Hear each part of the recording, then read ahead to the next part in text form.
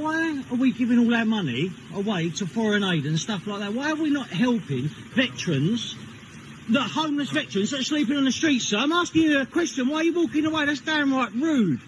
Sadiq, what's wrong with you, man? Why are you letting our country go to such a shithole that it is at the moment?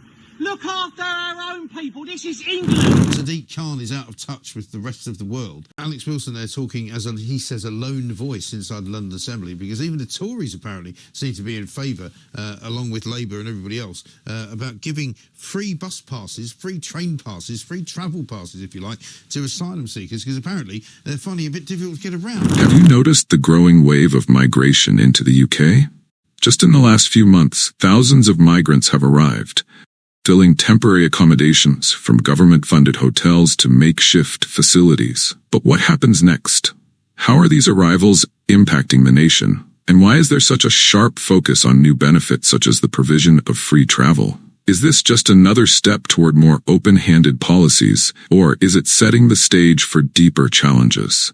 How are these moves being perceived by the very taxpayers who feel they're bearing the brunt of these decisions? And most importantly, where does this leave the millions of Britons struggling with their own financial burdens?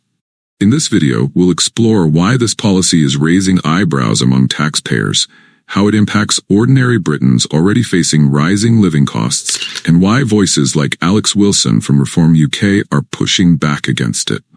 Let's dive in and uncover the reality behind such policies. Imagine you're navigating the daily grind.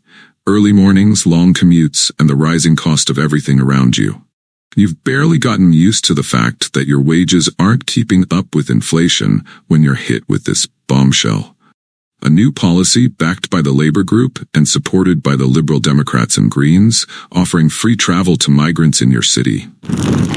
And I'm really pleased to be moving this motion. Lots of people have been working for a long time on this issue. London has a really proud record of welcoming people seeking refuge to our city. And asylum seekers who come to our city have often faced unimaginable hardship and challenges fleeing in conflict or oppression. And once people apply for asylum, they face long waits for an initial decision on their cases, on average 21 months, according to Migration Observatory figures. And during this time, asylum seekers are usually unable to work and are given as little as £8.86 a week to cover all non-food costs. And people seeking refuge are understandably expected and want to integrate into society. However, the cost of public transport is a barrier to this, as asylum seekers cannot reasonably travel to, say, ESOL classes or other important appointments which help them prepare for a potential new life here. And they can also face challenges not being able to accompany children to school, travelling to health appointments, accessing legal advice, let alone anything else that we might consider normal or standard to be able to have a normal life. It's a shock. While you're stretching every pound, the government decides that asylum seekers and even illegal migrants should get free travel in London. But who's going to pay for it? You guessed it. Hard-working taxpayers like you. Thank you, Chair. I welcome the motion which has been brought forward by... We should all agree that asylum seekers should receive an open, warm and generous welcome. I look forward to working with the Mayor and at a local level and in the South West and of course at borough level to ensure that we have got improved transport options for those people who are coming to this country, often fleeing violence, often fleeing persecution, whose only desire is to make a better life for themselves here in this country. And I hope on that basis we will all be able to support this motion. I'd like to thank Assemblymember Baker for bringing this really important and compassionate motion. We had this as a policy in our Green manifesto in the election earlier this year. So the Green Group are fully supportive of this proposal. And I just want to share my huge thanks to Citizens UK for bringing this forward and for all the campaigning you do. So thank you. Now picture this. You're sitting in a room where everyone's nodding along to this motion. All those in favour of the motion, please indicate. That is 1, 2, 3, 4, 5, 6, 15 in favour, Chair. And all those against, please indicate. We have one member against, Chair. That's carried. But there's one person who dares to speak up. That's Alex Wilson from Reform UK. He's the only one raising his hand against a plan that, in his view, disconnects from the everyday struggles of Londoners.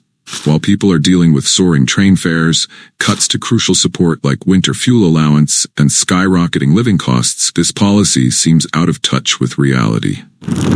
And sorry to break the cosy consensus, but that's what I've been elected to do, so that's what I'm going to do.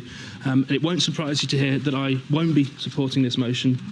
I think it's important to recognise that we have an illegal immigration emergency, and even the Prime Minister now recognises people smuggling as a national security threat. And for all the talk of smashing the gangs, we're not going to get a grip on this issue until the pull factors are addressed. It was already out of control under the last government. It's getting even worse now. More than 31,000 crossing the Channel by the 2nd of November, more than the whole of last year, and there's still 2 months to go. We are, and always have been, a welcoming country to those in genuine need. But the vast majority of those crossing are not women and children fleeing war and persecution. 3/4 are males of fighting age. And British taxpayers will reach a limit when they feel they're being taken advantage of. We saw on Tuesday in America what happens when people have had enough of their generosity being taken for granted. I know I'm alone at present in this chamber, but I'm sure if we carry on like this, in 4 years' time, I won't be. Picture yourself footing the bill for a government that seems to overlook who's actually bearing the costs. The people who can least afford it, ordinary working families, are the ones who will carry the burden of free travel for migrants.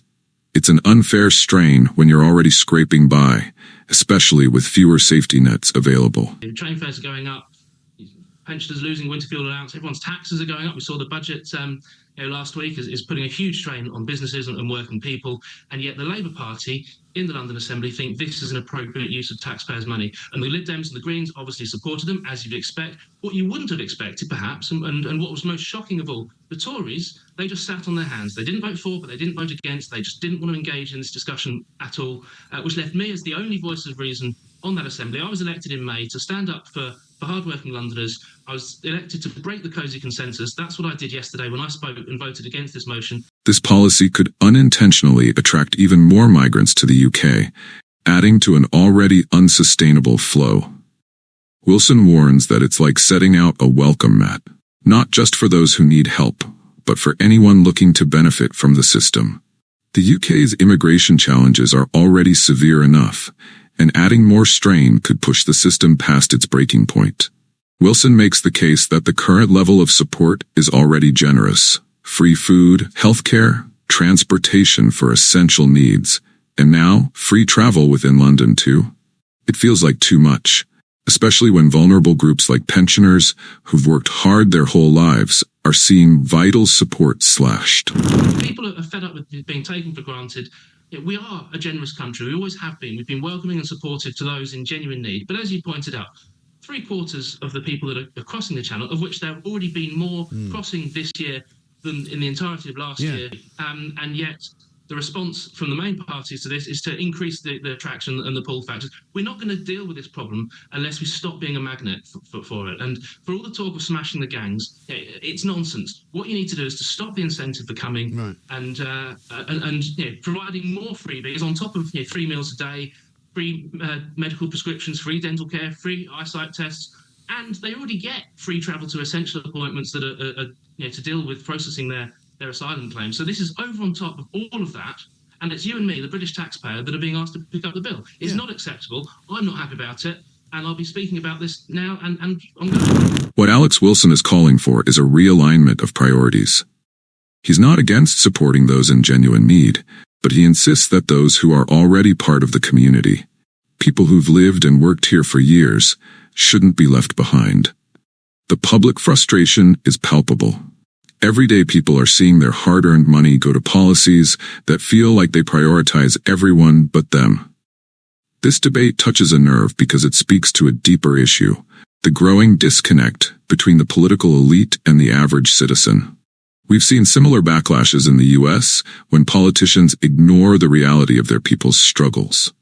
Wilson's warning is clear. When leaders are out of touch with the daily pressures their citizens face, it won't be long before the consequences hit home. It shows how out of touch a lot of our political class is. I mean, we saw what happened in America this week. When a political class gets out of touch with the people, ultimately there'll be a reaction against this. And then there's the wider picture. Under Keir Starmer's Labour government, taxes are rising, businesses are being squeezed, and essential benefits are being reduced. For pensioners who once relied on the winter fuel allowance, it's a crushing blow. For those already skeptical about giving more to migrants, policies like free travel seem like the last straw. The sense that Sadiq Khan is out of touch with the rest of the world is very, very prevalent here, isn't it? Absolutely. I mean, if it was just giving free cars, you'd have to hope they'd be ULEZ compliant if they were driving in London. But no, it's got to stop, and we've got to stand up for this. I'm grateful for your support and your viewers, and also the support of thousands of Londoners have been in touch with me since I tweeted yesterday. You showed a clip from my speech. I tweeted that myself. I've had over 1 million views. Lots of people getting in touch saying, "Well done. You're the only one that's standing up for us." At the moment. In May, I was the only elected Reform UK member on the Assembly. But in 3.5 years' time at the next election, the more nonsense like this that goes on, the more likely there'll be a whole cohort of my colleagues joining us, and then we can really make a difference to London. In the end, Wilson's message is clear. We need a balanced approach. The UK has always been a beacon of hope for those who truly need help. But that help shouldn't come at the cost of neglecting the very people who've built and supported the system. As the debate continues, it's becoming clear that the priorities of the political class are not in tune with the reality faced by everyday citizens.